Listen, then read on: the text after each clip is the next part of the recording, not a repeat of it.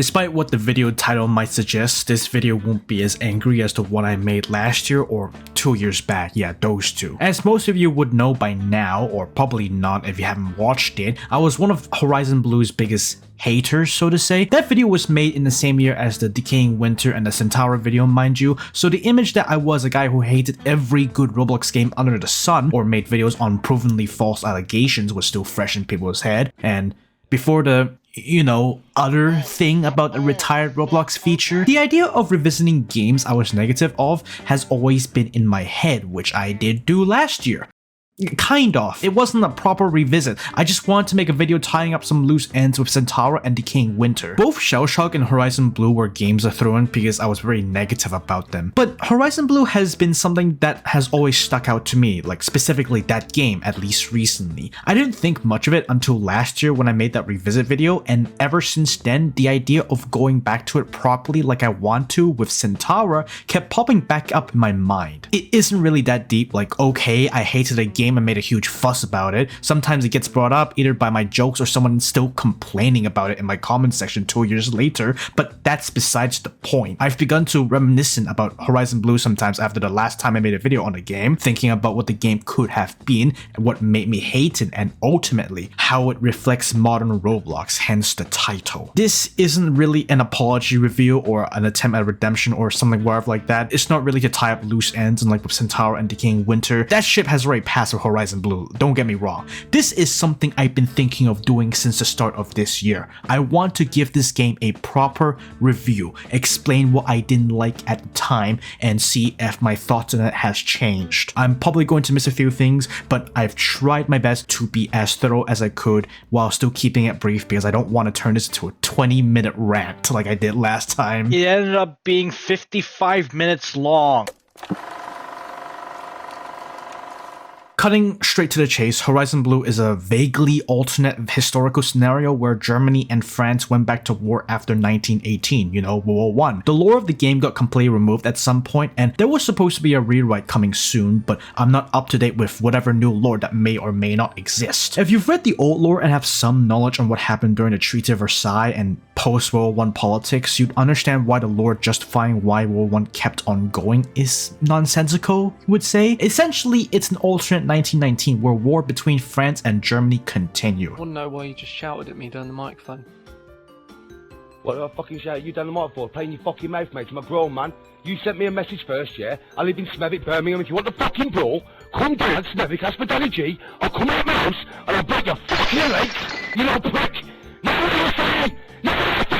World War I and interwar technology are used here within good reason, although mostly World War I, and I do know that one of the weapons is definitely fictional. I generally enjoy asymmetrical shooters with a strong emphasis on tactical realism, as I did with Frontline Corellia and Rising Storm 2, but Horizon Blue was something that felt like at the time was a betrayal to that, although that's probably too strong of a word to use. I really wanted something akin to Rising Storm 2 and its predecessor, Red Orchestra 2. Hey, could you cover me? I'm going guns blazing to that bunker. No. Okay, cool. I know, man, I'm on my rag. No worries, you're welcome. Which also makes me a little sadder knowing that the 83 game that I've looked forward to for years on end ended up being a failure after its early access release. I did play a game of that and there was basically no one playing, which is very sad. And also, recreating that game in Roblox, Rising Storm 2 at least, would result in negative players because god damn, that game is hard. You just had to be there. The gameplay of Horizon Blue hasn't changed much in the 2 years since my last video. Mechanically, the game has a stamina and suppression meter. Stamina dictates how far you can sprint before you slow down, and suppression dictates how steady your character's camera is. A nearby explosion or a narrowly missed bullet decreases the suppression and makes it harder to aim. The camera shakiness is a bit excessive, but overall this provides a challenge to a game I consider easy actually. I did come off as sounding very annoyed at the suppression in the earlier video, but now I find it to be not that bad. The main problem problem is simply how shaky the camera gets whenever an explosion happens nearby. That being said, it's just a nitpick. It's not like the end of the world issue. It's just slightly annoying. It peeves me. Whenever you take damage, which should be lethal most of the time, so you're mostly getting lucky, you can bandage your bleeding limbs that heal about 5 health. Multiple bleeding limbs either mean inevitable death, which happens most of the time, or the bandage healing being negated by the bleed damage. You can't ever heal back to full health either way, which I admittedly liked since it forces you to be more careful, and it reminds me a lot about Frontline Corellia's difficulty. That being said, I kinda wish that just like in Frontline Corellia and to an extent Rising Storm 2 and its predecessor obviously, they should have just hit the health bar from the beginning. I would have preferred if this game was actually difficult to play. For a game like this, you should always be second guessing everything that's happening. Are you going to die from the next shot? Are you low health? The game should not inform you of that. I want this game to be genuinely difficult. I know the problem is that this is Roblox, so obviously you're going to have to like give leeway to people who don't like playing those type of really tough like shooter games. I think it's good to hide the information whenever possible. The less information there is to give the player, the more tense the situation is, and I prefer it if it was way more tense than it is. And this game isn't really that tense for me. In case you're wondering why I didn't bring up the whole 3 limbs 1 bullet thing, is because I actually stopped encountering that issue, which is a surprise. The thing is, it did happen to me at least once, but it was only that one time, and after that, the hitboxes actually felt pretty smooth this time. I didn't experience any of this, oh, I get shot once and 3 of my limbs are bleeding, that one clip of me screaming. I did experience more of where I get shot once and 2 of my limbs are bleeding, but I find it more reasonable. The other times I did experience 3 limbs bleeding is mostly because I was right next to an explosion. This is a good change, or I don't know if they actually changed anything. Maybe they did readjust something, or maybe it's just Roblox's fault again. At this point, I'm willing to believe that hitboxes are more of a Roblox thing than like the fault of the developers. It was annoying back then, but now it's just not annoying anymore. If the developers did change it, great, that's awesome. By default, there are riflemen, sappers, officers, and machine gunners. Both teams get an additional class exclusive to them. That's basically the team structure, but both teams also get an additional class exclusive to both teams respectively. France gets the lieutenant rifleman while Germany gets shock infantry. Your rank determines what each class can equip. Aside from the rifleman, every class has a small limit. Each team is asymmetrical. All classes have different weapons to each other, mostly referencing France's and Germany's respective armories in real life, even though it's more limited in the game. I think the armory of both teams are way too limited in that compared to Frontline Corellia, a game that I obviously glaze. It feels like both teams excel too much in one role, like how France is better at long range since they have semi-auto rifles and no submachine guns, while Germany is a complete monster at close quarters combat. Like, okay, that's no competition. At least it feels like that way. It's mostly because they have submachine guns, but to be fair, not everyone's gonna get access to that since it's exclusive to the shock infantry, and you do need to grind a little bit to get the first variant, which is like a small stick magazine. The French do get more unique bolt actions though, with the Labelle being my favorite. Riflemen are the default rifle class, with access to bolt action rifles that can equip bayonets. I've always had a soft spot for default classes in these type of hardcore shooter games that give you weapons that some might consider to be very restrictive. Sappers get remote detonate explosives that they have to manually place before detonating, and they can also get a secondary if you're at a sufficient rank. I have never played this class properly, but the people who know how to use the explosives are, I swear to god, some of the biggest assholes because they're way too good with this. It's a fun class, I just don't know how to use the explosives because, you know, I'm going to be using the secondary all day long. You already know what I'm going to complain about. Machine gunners get machine guns. It's in the name. They get secondaries if, again, you're at a sufficient rank, and all of the machine guns are very heavy and have poor recoil control, so you're mandated to use the bipod behind cover or while prone at times. You can snipe with this, even though it's kind of impractical, but overall, I think the machine gunner is the most difficult and rewarding class to play simply because positioning is so important. I love the bipod mechanic. Also, the machine gunner's class limit feels crippling. I get that having an automatic weapon in a game where almost everyone has bolt actions would be way too powerful, even when considering that you have semi-autos as well, but I think at most there should be only 2 machine gunner classes available at all time instead of just 1. Officers get pistols and revolvers depending on the rank. They have a whistle that temporarily boosts stamina and suppression if more than 6 people gather around him. Basically, it's a charging mechanic that's useful for assaulting a capture point. I only like this class because the revolver, yes, I'm complaining about the revolvers again. It's nice to have the whistle, but given that people don't usually bunch up in this game unless they're defending an objective, at least in my experience or at the start of the round, it's such a rarity for that to happen and so hard to coordinate in Roblox of all platforms. So like, officers to me is a niche. It's a class that's like way too good at killing for no reason at all. They shouldn't be this good at killing. They're an officer. They're supposed to be support class. God damn it. The French Lieutenant Rifleman gets the semi-auto RC rifles, which can't equip bayonets but compensate in firepower by being semi-auto.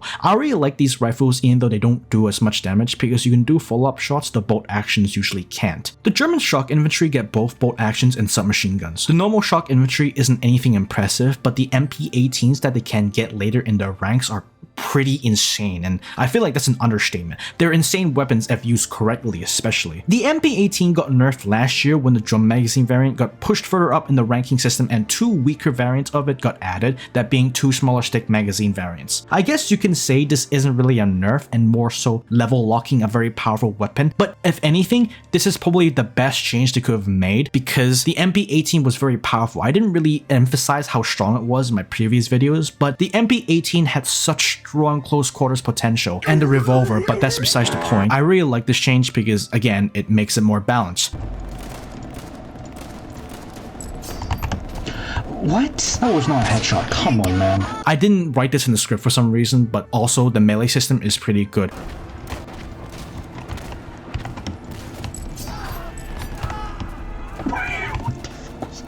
No way.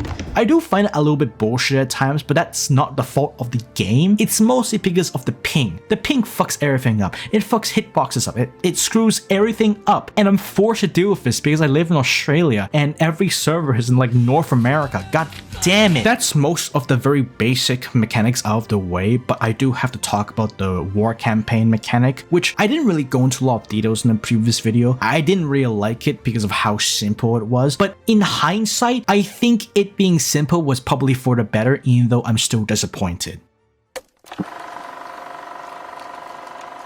This mechanic is pretty big. I didn't cover it that much in my prior videos because I didn't enjoy it and admittedly I don't understand all of it, so everything here is what I know as simply as I can describe it since I'm actually redoing this recording on this bit. The war campaign mechanic is very similar to the campaign game mode in both Rising Storm 2 and Red Orchestra 2, where both teams compete for territory on a set global map and win either through territorial domination or by having more points than the enemy team. It's a little more complex than how I describe it, but that's why I loved it at the time when Rising Storm 2 was still being played. Depending on the year or timeline of the campaign, class equipment and overall team technology evolves over time, so some classes may be locked out in the early war stages or their weapons or gear might be different, then it unlocks slowly over time when it reaches mid or late war, or you know, it locks back again. Horizon Blue's version is much more simplified, which is very disappointing, at least I thought so. It's a lot of untapped potential, but to be fair, if it was as complex as Rising Storm 2's version of it,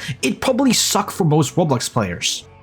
Probably because they don't have the patience for it. The mechanic of Horizon Blue's campaign is simple. There are 4 maps with a territory corresponding to each one. Each team will take turns attacking a territory with the others defending it. An offensive victory means the attacking team gets another turn to attack, while a defensive victory lets the defenders retaliate. The date of the war actually indicates what new things will be added to each round, so from 1919 to 1920, class limits will increase and occasionally the uniform colors for both teams will change, like how France's uniform will go from blue to dark blue to beige, while Germany will get more equipment on their uniforms. If the losing team loses all of the territories, they get one last chance to attack one of the enemy territories. A hopeless attack, basically. I feel like this sucks even if I'm the one who's losing, since either way, it's sort of a bullshit and unfair last chance move that the team doesn't deserve. When I'm winning, it feels unfair. When I'm losing, it feels undeserved. That's the problem with the hopeless attack. It doesn't feel like something that you earn. I think what sucks the most about the campaign mechanic for Horizon Blue is that it's probably the most unnecessary thing in the entire game. I think the idea on paper is very cool and something I'd love to see in other games, but in execution it's very limiting. It's very rigid, the gameplay doesn't uniquely evolve over time unlike the one in Rising Storm 2, since all you get are class limit changes and cosmetic differences compared to entire classes gear changing or unlocking. If anything, Horizon Blue's campaign shouldn't exist, since it feels like it takes away a lot of player agency in choosing maps and forcibly limits class numbers until a game has gone on for a certain amount of time, which most people wouldn't necessarily have the patience to wait for. You're basically forced to choose 2 out of 4 maps every time the campaign goes into the voting stage, which is another reason why I don't like the campaign that much. Alright, let's get to the mechanics that I hate. Everything I just said was the most basic I can summarize shortly, I guess. Everything else I want to talk about is it had to be divided or else it would have been too long to fit into a quick summarization. So some of you might have noticed that I haven't complained about two things I hated the most at the game's launch. Okay, actually one thing, because I did talk about the revolver, but also the artillery. If anything, this section should be called the mechanics I used to despise the most, but I wouldn't apply that to the revolver at all. Yeah, I don't understand why these things hasn't been nerfed yet. I've received a few comments over the past few years on videos not even related to Horizon Blue about how I had a skill issue with the revolvers. You guys completely misunderstood me. I didn't have a skill issue against them at all. In fact, a lot of my best matches were because I kept abusing the revolvers. I don't much like the tone of your voice. This is obviously the strongest goddamn thing in the game. The revolvers are the only weapons capable of one-shot kills outside of headshots. At least it feels like that. Oh yeah, quick fucking update. I found out recently that these revolvers deal 114 damage. Thanks to the wiki for giving me this information, and fuck every single one of you who thought I was lying. Fuck you. He could only have gotten that idea from Benjamin Netanyahu. Please think about how powerful that is in a game where most guns deal up to 90 damage when not accounting for additional limb bleeding damage. It's absurd. These things deal more damage than a rifle. These things are supposed to be chambered in pistol rounds, so I think an actually balanced damage value for them would probably be roughly 50 to 60, or maybe just a tiny little bit more so it doesn't outclass the pistol. It would definitely encourage a lot of more careful shot placement rather than my favorite thing to do with the revolvers, which is to run into a capture point gung-ho and hipfire everyone like I'm a cowboy. There is a reason why I referenced Clint Eastwood in my oldest video of it. Like, if you remember the clips from my original video, I stormed a fortress, I think it was Fort Boys Boris,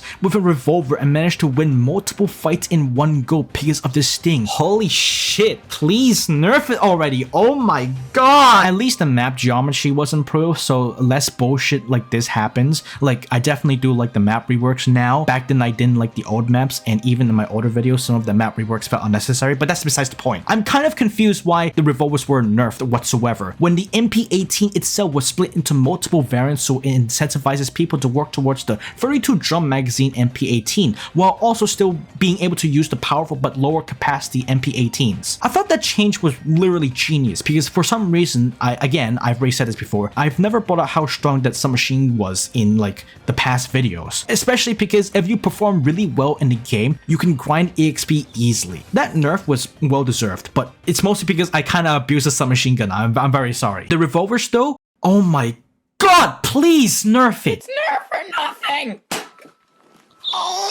You need to understand how strong a one-shot kill weapon is in a game full of like two-shot kills. Now I know I said that the map design was good and that the biggest problem that I have right now is the revolver, but the truth is I did go back and record some more footage for the game, and turns out the revolver is very easy to use to spawn camp. Of course, you can say that other weapons, especially the MP18 or any weapons that can fire really fast, LMG or the semi-autos, like yeah, you can use those as spawn camp as well. But the main problem here is that the defenders on maps have too big of a playing area. Both teams have restricted areas they can't go to. If you attack too far as an attacker, you have to go back and it's like you take 30 seconds before you get killed because of going out of bounds. But the timer isn't short enough. You can go in, spawn camp, and get the fuck out. Yeah, it's too easy. I have a 30-minute clip where I bullied the French team by spawn camping them with the revolver. That's how bad it is. It just adds onto more problems with the revolver, but it also sort of says that like the spawn protection or the map boundaries just isn't enough, at least for the defenders. Attackers have the perfect playing area, but the defenders have too much playing area. The next biggest gripe I had in the past was the artillery. Oh, come on, man. My biggest gripe with Horizon Blue's artillery when the game first launched back then was how arbitrary it felt and its failure to commit to the idea whether the game should have friendly fire or no friendly fire. If anything, it was similar to my complaints to Centaur's own artillery system that felt like it did the opposite of what it was intended to do, which was to create openings for the favorable team. At the start of the launch, artillery felt more akin to punishing players for the crime of simply playing the game. There's a clip I'm always reminded of whenever I played this game that I put in my old videos where the French artillery bombs their own capture point, which I'm pretty sure is not the intended behavior. because that's fucking stupid. It's been fixed since then, and artillery now isn't as oppressive, which is a good thing since it had to be nerfed multiple times from what I remember, although looking back I'm probably wrong on that. I still get annoyed when I get killed by my own team's artillery, but it isn't to the point of being borderline unplayable when I'm sitting on top of my defensive capture point and then suddenly I get bombed by my side. Oh no.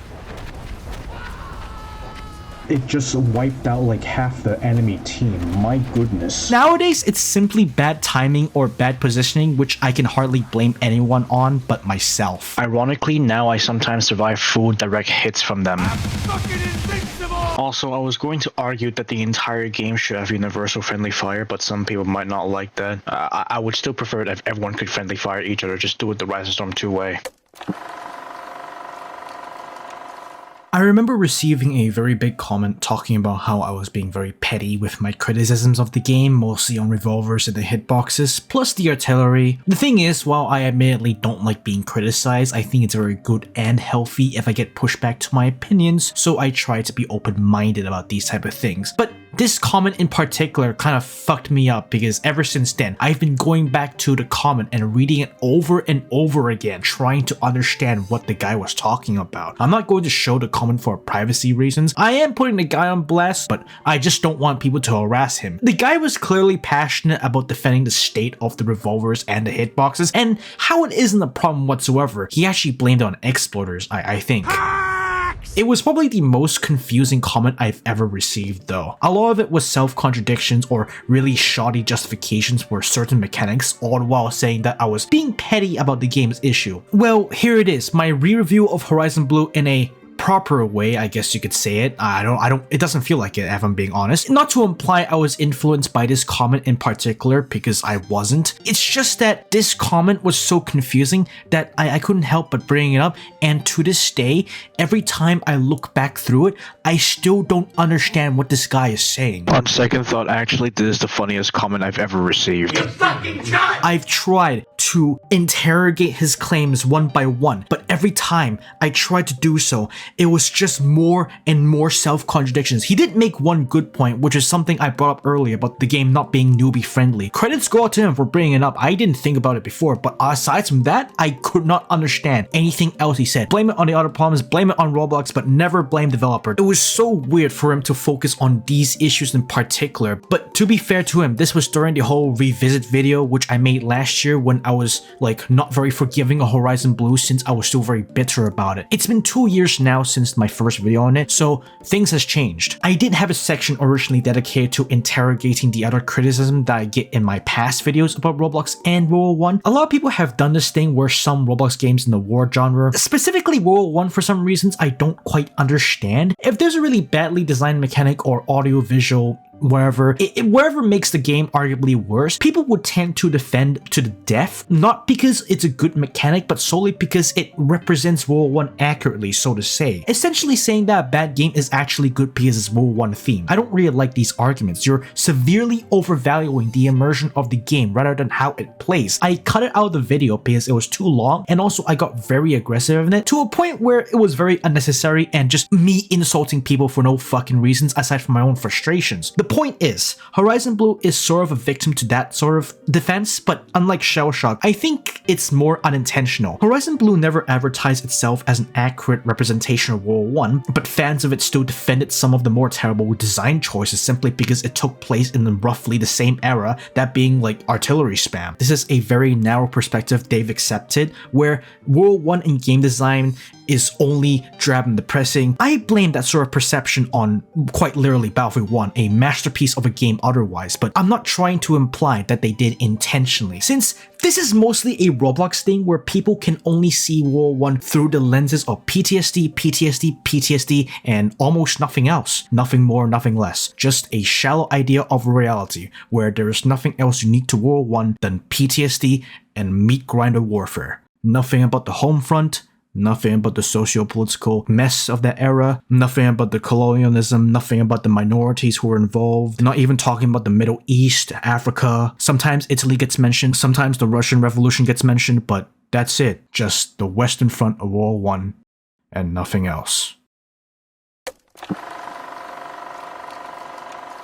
Yeah, that part wasn't exclusively meant to be for Horizon Blue. I just felt like inserting it because I was fed up with that. To get onto the main reason why I made this video, and I want this to be the main thing, the whole idea of the video. I want this to be the driving point, the focal point. Everything is based on this and why I've softened my approach. I don't think my opinion on Horizon Blue really changed that much beyond shifting from overrated trash to it's just okay. The gunplay is better than I remembered. The artillery isn't as bad. Some things should definitely be nerfed or readjusted, but the one constant that still remains is that I still don't enjoy the game that much. I don't hate it anymore compared to last year and a year before, but if anything, I now feel almost apathetic towards the game, if not sad. Maybe apathetic isn't the right word. I feel a little empty, and that emptiness is filled with a somber feeling to it. Horizon Blue was a game I was expecting to be closer to Frontline Corellia or Rising Storm 2, but what I got instead was what still feels like an unusual attempt at trying to combine arcadey Battlefield-esque gameplay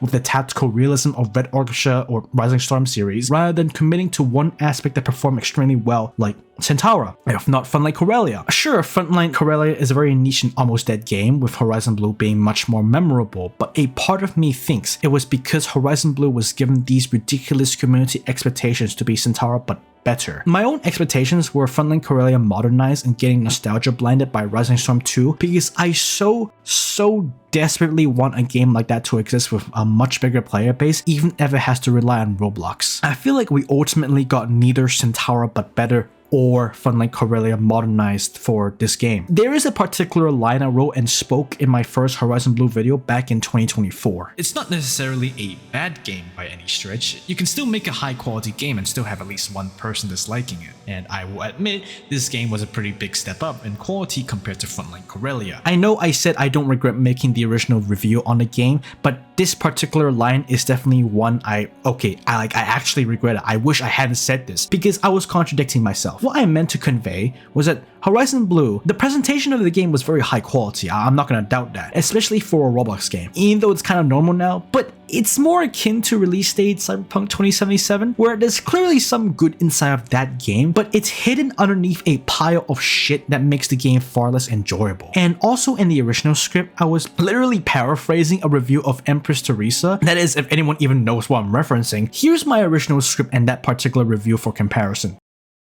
I don't know why I did this. It's become evidently clear to me over time, mostly a combination of thinking back to my interactions with everyone in Artifact Pixel and Lizrin, nostalgia, and thinking over Roblox's current state, that Horizon Blue, for all of its flaws that people for some reason earnestly refuse to evaluate, I'm probably gonna sound insane for saying that line just now, Horizon Blue had something that most games on the platform nowadays lack.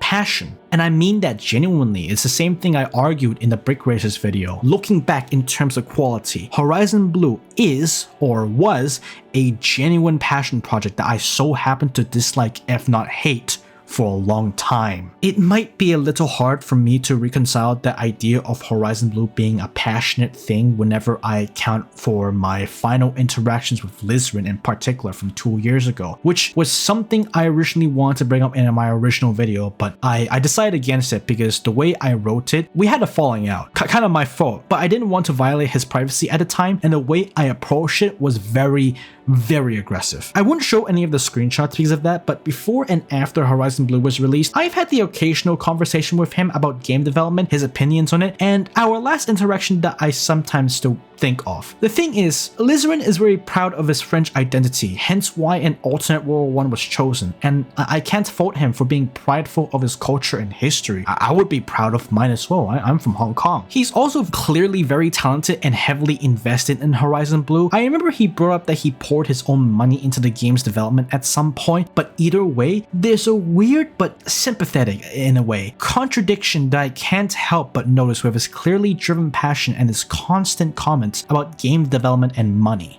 not that I can really blame him about it. Again, I won't show screenshots, but he did lightly cover it when he originally cancelled Horizon Blue and when I was talking about potentially diving into game development myself. I'm not experienced at all. The most I've gone is modding Ravenfield on a Unity engine. I hate that engine, so I'll never be able to fully grasp the struggles of game development. But Lizrin is, or was maybe a little bit profit-driven in all of his work. There was an argument he had with one of his former collaborators from the Frontline Corellia days on the Artifact Pixel server that I still remember to this day when Horizon Blue was announced. But they both went back and forth about profit sharing and the fate of Corellia. He was pretty open about his bitterness with game development to me in our DMs when I brought it up, which I can't blame him. Again, like I said, the gaming industry has been in a horrible state for years now, and when he originally quit Horizon Blue, he returned to university to study business because of how dire it was. Genuinely, this is something that I cannot fault him for. From what I can guess, he was probably in a bad financial spot. This wasn't confirmed to me. This is simply what I can remember. So him caring about the money that the game generates is understandable because a guy needs to make a living. A lot of game developers nowadays get screwed over by major companies who only care about profits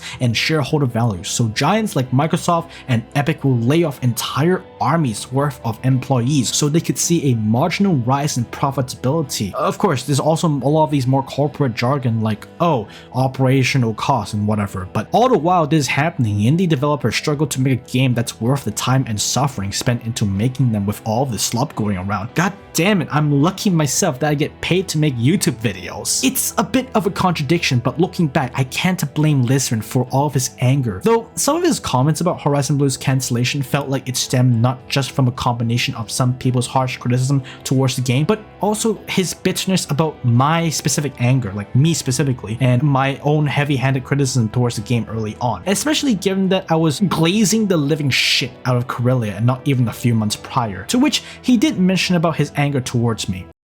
Fair enough. I won't lie, part of the falling out was, I said it earlier, it was like my fault. I was in a constant horrible mood from when I was recovering from my wisdom tooth removal surgery. It was a combination of those factors and my frustrations with Horizon Blue that basically led to my Markiplier Poppy playtime moment. It's been years since all that happened, so obviously things has changed. I'm personally not optimistic as much as it sort of hurts me to admit this. I'm not optimistic to the idea that me and Lizrin will ever reconcile and make up for our past transgressions towards each other, especially mine. That is, if it will ever be an opportunity to apologize, to do so, which is definitely something I would admit is my fault. Like, I feel guilty for this because Lizrin was actually the one to convince me to make up with the Centaura developers that I mentioned in the last time I revisited those games. Yeah, that was him. I didn't bring him up because I was still very bitter about him at the time, but it's been 2 years. I shouldn't be holding on to this grudge any longer. Jesus Christ. Every day I find it harder to find a reason to keep playing Roblox, and in those moments I find it even harder to find a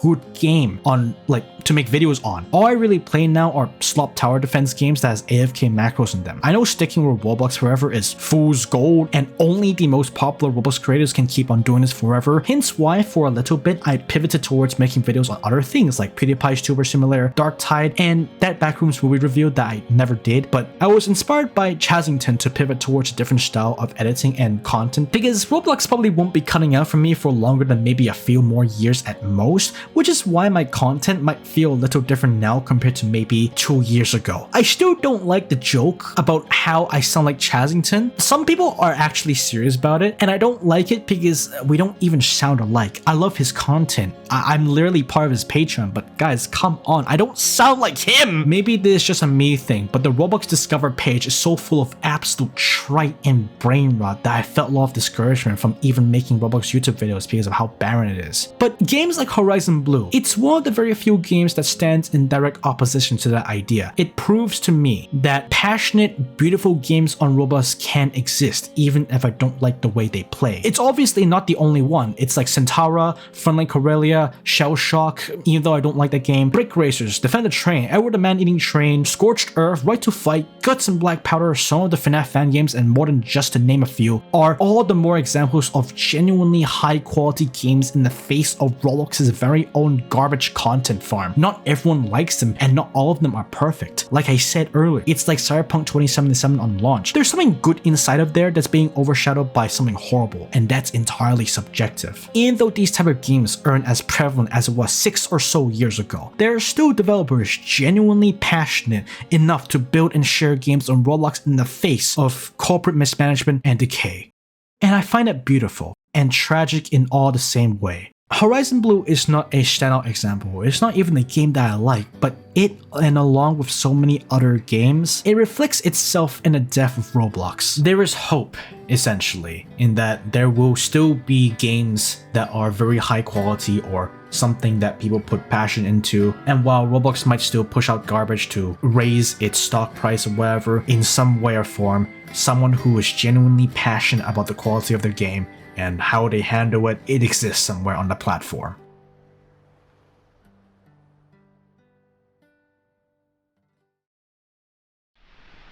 You still think it's beautiful and sweet to die for your country, don't you? Well, we used to think you knew. The first bombardment taught us better. Dirty and painful to die for your country. When it comes to dying for your country, it's better not to die at all. There are millions out there dying for their countries. But what good is it? You asked me to tell them how much they're needed out there. He tells you, go out and die. Oh, but if you'll pardon me, it's easier to say go out and die than it is to do it. It's easier to say it than to watch it happen. But I must say... No use talking like this. You won't know what I mean. Only, it's been a long while since we enlisted out of this classroom. So long, I thought maybe the whole world had learned by this time. Only now they're sending babies. And they won't last a week. Up at the front, you're alive or you're dead, and that's all. Can't fool anybody about that very long. And up there we know we're lost and done for, whether we're dead or alive. 3 years we've had of it. 4 years. And every day a year. And every night a century.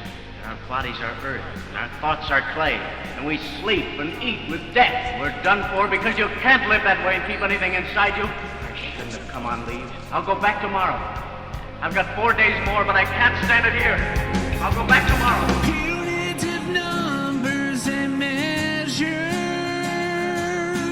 All that push me on. Pain, duty, rejection, and all my unpaid bills. Born primordial blackness. Now it's finally done.